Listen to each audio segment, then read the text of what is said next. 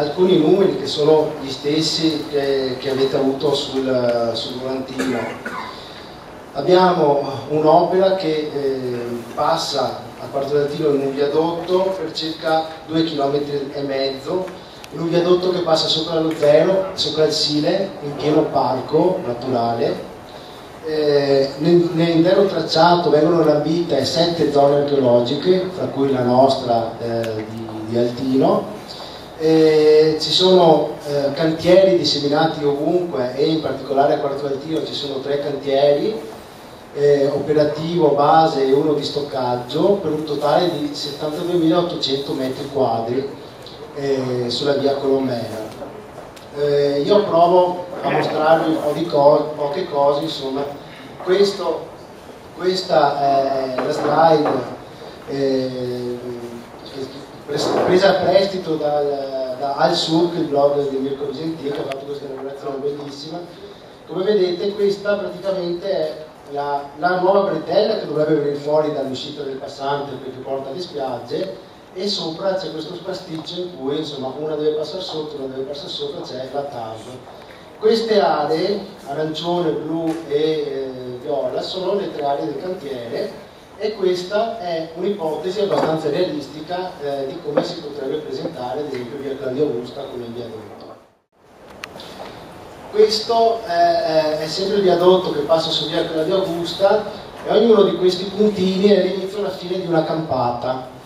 Che vuol dire, non so se si vede, sì, si vede abbastanza chiaramente, più chiaro di quello che lo vedo io.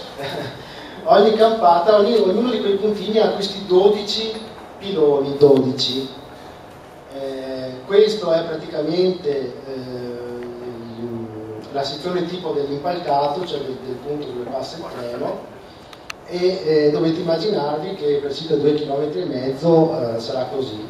E questo è il viadotto vero e proprio, a 12 metri di altezza, che va in quota via Claudia Augusta e che poi va avanti sul Sile e quant'altro. Ora, qualcuno si è affrettato più di qualche mese fa a dire che questa opera è una grande opportunità per Quarto d'Altino, al che a noi è venuta l'idea di fare questa serata, di chiederci per chi sia questa opportunità. Il 37 e il 70% del percorso è su aree vincolate per vari motivi, perché zona archeologica, perché aree a rischio idraulico, perché aree di valenza naturale. Il 66% di queste aree sono aree a rischio idraulico e idrogeologico. Non c'è nessuna fermata prevista a Quarto d'Altino, c'è il viadotto che passa sopra il Sile, interferisce con l'area di interesse archeologico, non c'è nessuna certezza sui dati della domanda, se ci sia effettivamente o no domanda di merci e di passeggeri, perché i dati, come ci ha illustrato anche Giacomo in occasione precedente, sappiamo che non sono certi. E i 72.800 metri quadri di cantiere si traducono in circa 140 camion che ogni giorno dovrebbero passare per portare via i 6 milioni circa di metri cubi di ghiaia e quant'altro che servono per 7 anni. Quindi, tenendo presenti, insomma, queste considerazioni, facciamo fatica a capire. Fra i soggetti interessati a quest'opera c'è anche la società civile, e penso che si faccia fatica a capire quali siano le opportunità reali per la società civile.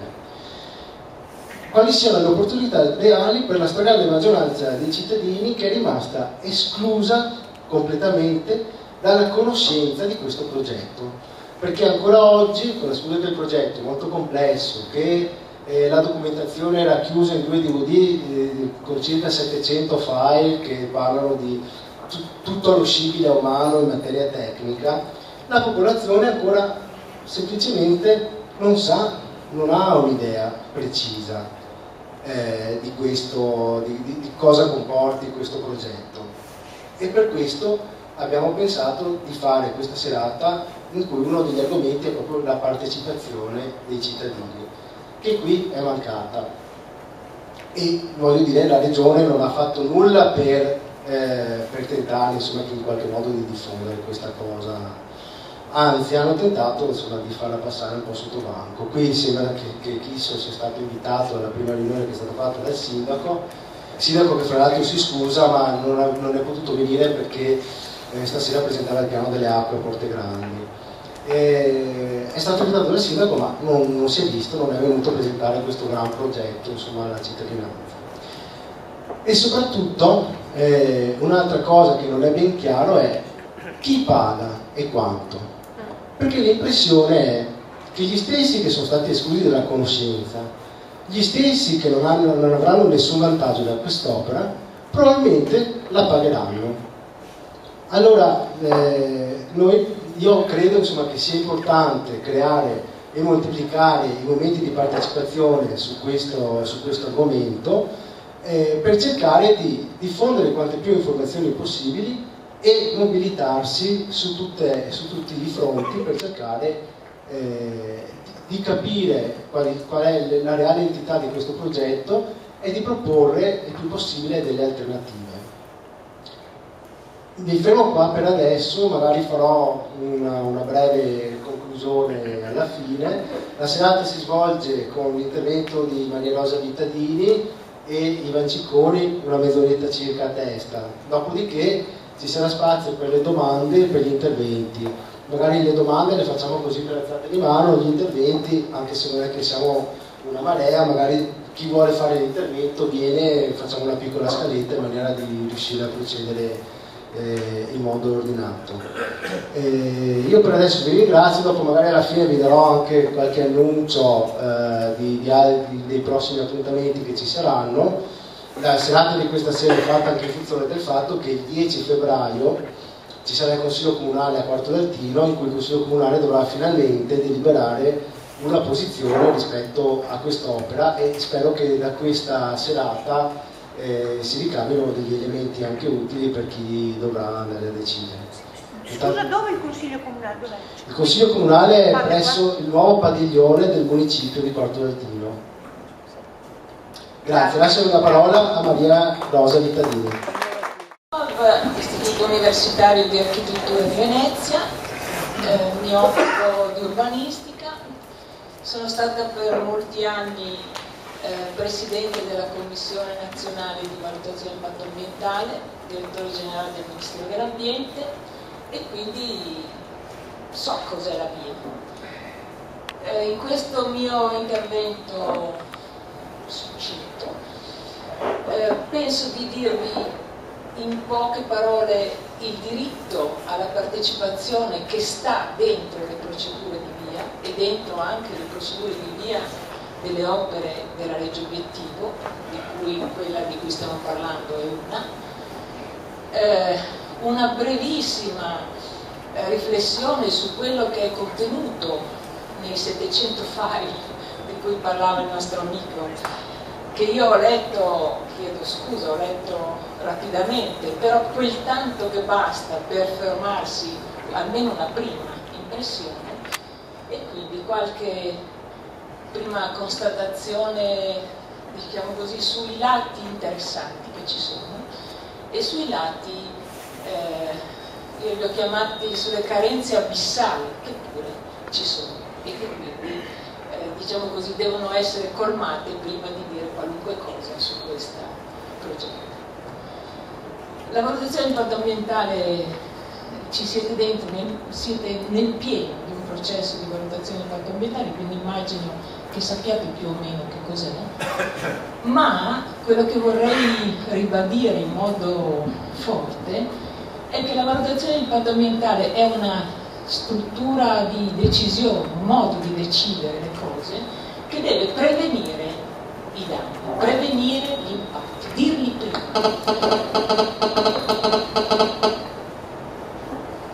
E in questo dirli prima c'è sicuramente una componente tecnica di analisi, di riconoscimento, di stima di quali sono e di quanto sono sopportabili o no. Posso interrompere la scusa? Prego. Dovrebbe tenerlo più vicino ed evitare di mettere le dita su... Più vicino? Esatto, sì, diciamo Bravo. Terribile. Va meglio? No. Sei sicuro? Proviamo. No, se no mi siedo là, anche se soffro io, forse soffrite meno voi. Quindi c'è una componente tecnica, dicevo, ma uno degli elementi essenziali di questa procedura è proprio la partecipazione. L'idea che nessuna decisione può essere presa e nessun giudizio di accettabilità degli impatti può essere preso senza la partecipazione dei soggetti che quegli impatti poi saranno chiamati a sopportare, quelle modificazioni del loro mondo che loro saranno chiamati a subire in qualche mese. E quindi decidere, ma decidere con una vera partecipazione. Quelli che decidono, la partecipazione non decide, dice, osserva, dà informazioni, dà suggerimenti, ma la responsabilità della decisione è sempre di quelli che abbiamo eletto, quindi la decisione è loro. Nel momento in cui loro decidono, quando questo processo funziona bene e quindi gli impatti sono stati realmente misurati, le trasformazioni e la loro accettabilità sono state veramente conosciute, veramente la conoscenza è stata trasmessa alla popolazione, bene, in quel momento decidere è assumersi delle responsabilità. Noi siamo in un mondo dove la decisione e la partecipazione, in un mondo, in Italia soprattutto, a differenza di altri paesi europei, tutta la parte di partecipazione alla procedura è molto, diciamo così, sottostimata e riassunta in troppo poco tempo, troppa poca importanza.